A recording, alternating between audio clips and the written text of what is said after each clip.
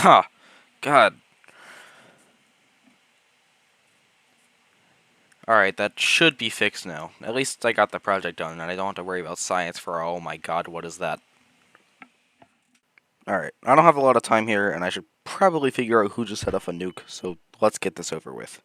Nitrogen is a very special element for a few reasons, but one main one is the fact that it makes up 78% of our atmosphere. 78. And I can't even count past 76. This abundance of nitrogen is useful as we need the nitrogen to survive. However, we can't use the nitrogen gas in the air. Enter bacteria, our biggest friend through this cycle. Special types of bacteria can fix the nitrogen by combining it with hydrogen gas to make a product called ammonia. This ammonia then becomes ammonium. Nitrogen fixation can also be done through lightning strikes due to cool science magic. Plants are able to use ammonium, but if we really want to get the nutrients we need nitrification. Nitrifying bacteria oxidize ammonium and turn it into nitrites. These nitrites are then turned into nitrates. By this point, the nitrogen is fully usable by plants. Plants then assimilate the nitrogen, which is pretty much just a fancy term for eating. They use the nitrogen for things like photosynthesis and other major processes. Animals then gain the nitrogen they need by eating the plants, or for carnivores, eating those animals. When these plants and animals die, decomposers like fungi start the process of ammonification.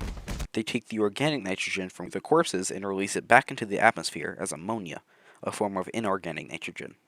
Ammonification completes the cycle, but how do we replace all the nitrogen in the gas that was originally changed? Well, not all nitrates are used by plants. Another kind of bacteria performs the process of denitrification, converting nitrates back into nitrogen gas. Denitrification isn't the only way that nitrogen gas is made.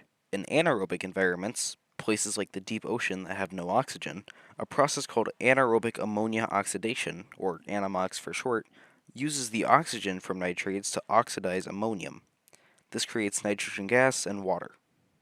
I really hope all that made sense, because it was certainly a struggle for me to figure it out. That's not even everything, either. If you order now, I'll throw in a second slop chop absolutely free.